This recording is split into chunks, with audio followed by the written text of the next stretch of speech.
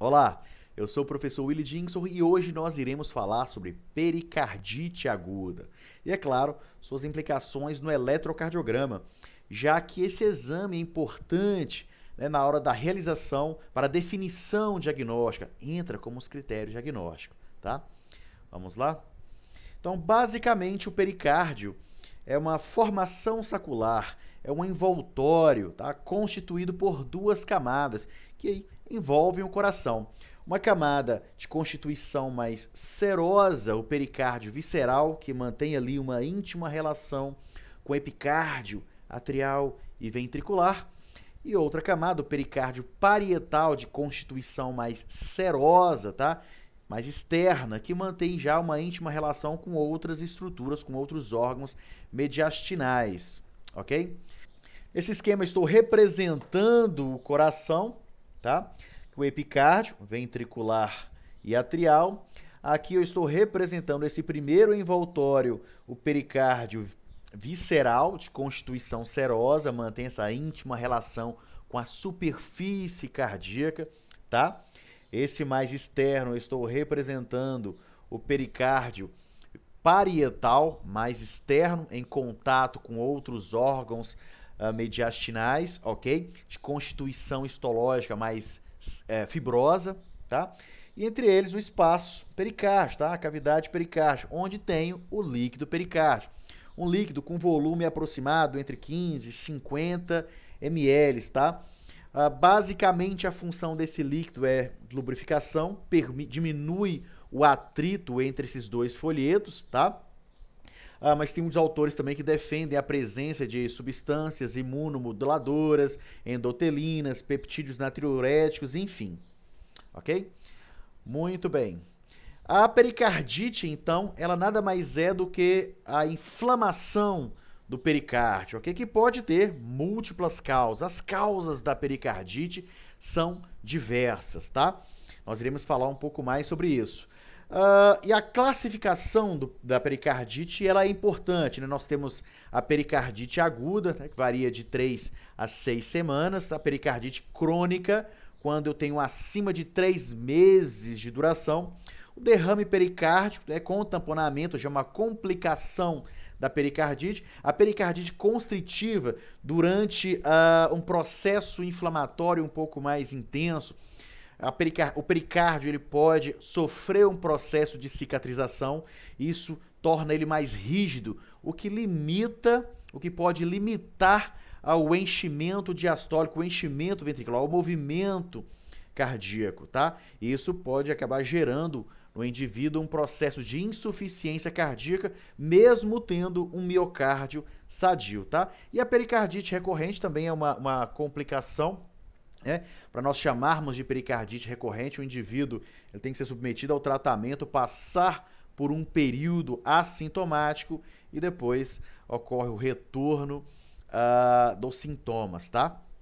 Bom, basicamente, de uma forma didática, nós dividimos as pericardites em pericardites infecciosas e pericardites não infecciosas.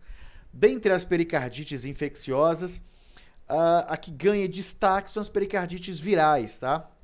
O maior número, cerca de 80, 90% das pericardites infecciosas são de origens virais. São diversos vírus que podem estar envolvidos com essa doença, né?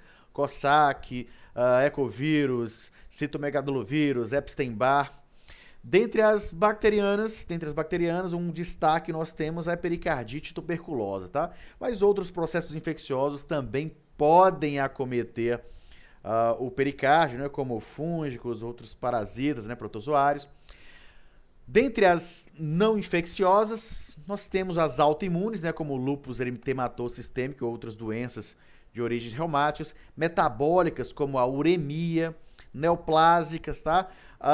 As pericardites secundárias a um trauma torácico, por exemplo, ou pós-cirúrgicos, e por secundárias a doenças de órgãos adjacentes, tá? Por exemplo, o próprio infarto agudo do miocárdio pode cursar na sequência como uma pericardite, tá? Pela inflamação direta do pericárdio por aquela área, aquela região infartada, ok? Bom, de todos esses quadros, eu vou ressaltar, de todas essas causas de pericardite, eu vou ressaltar que o fato de que as pericardites que ocorrem com mais frequências são de origem viral, ok? A infecção viral tem maior destaque. Para a realização do diagnóstico das pericardites, é necessário ter pelo menos 2 desses 4 critérios que eu trago para vocês, tá? A dor características, que nós vamos discutir e falar um pouco mais sobre essa dor. O atrito pericárdico, um som rústico, tá? Bem na borda external esquerda é mais audível, parece como se fosse um sopro cisto-diastólico bem rude, ou o abrir e fechar de um velcro, tá? É um som mais rústico. Alterações eletrocardiográficas sugestivas, por exemplo, o supradesnivelamento do segmento ST, que não respeita uma área coronariana, tá? Não forma parede, geralmente é difuso, tá? E a presença de um novo derrame pericárdico. Basta você encontrar 2 desses 3 critérios para que você possa fechar o diagnóstico de uma pericardite aguda. Bom, em relação à dor torácica do paciente com pericardite, ela geralmente é de localização retroesternal ou precordial, pode haver uma irradiação por pescoço, ela é contínua, tá? De uma duração um pouco mais prolongada. Muitas vezes esse paciente vem com uma queixa pleurítica dessa dor, né? Geralmente quando ele faz a expiração profunda, ocorre uma alteração no padrão dessa dor, a dor piora, tá? Geralmente ela tende a piorar também com o decúbito dorsal, isso pela própria tração mecânica das membranas, tá? Ela alivia quando ele assume a posição que nós chamamos de posição maometana, é o paciente sentado com o tronco inclinado para frente. Então essas são algumas características da dor que vão chamar a nossa atenção, tá? Bem, na pericardite aguda, as alterações eletrocardiográficas elas podem acontecer em estágios, tá? Geralmente no estágio 1, nós observamos um supradesnivelamento do segmento ST. Esse supra apresenta uma concavidade, tá? Voltado para cima, concavidade superior. Bom, não respeita a parede, tá? Ela é difuso, você tende a observar em praticamente todas as derivações, exceto, tá? Em AVR, em V1, onde nós tendemos a observar um infradesnivelamento.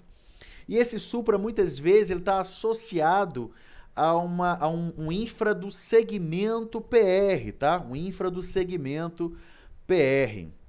Essas alterações são justificadas pelo próprio fato de que a membrana, o pericárdio inflamado em contato tanto com a parede, com o epicárdio ventricular, com o epicárdio atrial, justifica essas alterações. Em contato com o ventrículo esquerdo, tá? com o epicárdio ventricular, melhor dizendo, leva ao surgimento do supra, do segmento ST, e o contato com as paredes ventricular, com o epicárdio atrial, nós conseguimos observar esse infra do segmento PR, tá? Outras alterações podem ocorrer também, arritmias supraventriculares acabam ocorrendo em decorrência dessa inflamação do pericárdio em contato com a parede, com a superfície atrial, tá?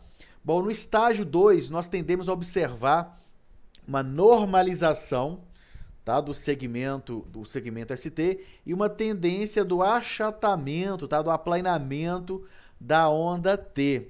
O estágio 3 tende a ocorrer uma inversão da onda T, muitas vezes lembrando aquela inversão da onda T, característica típica de isquemia miocárdica.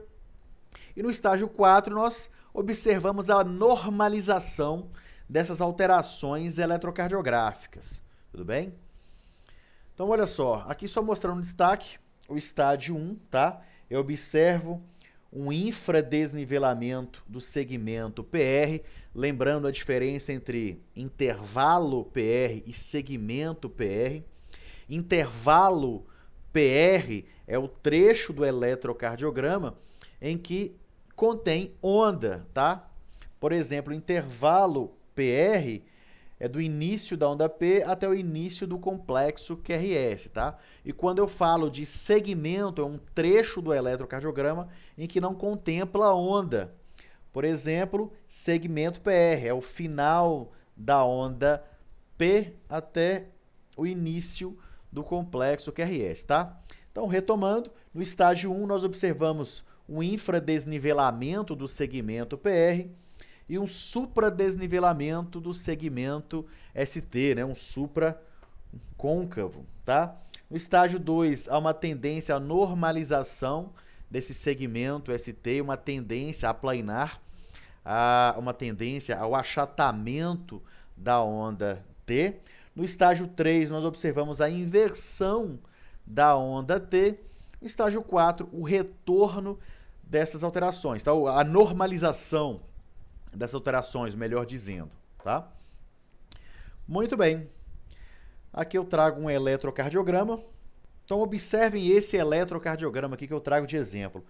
O que chama a nossa atenção nesse eletrocardiograma é o supradesnivelamento difuso do segmento ST.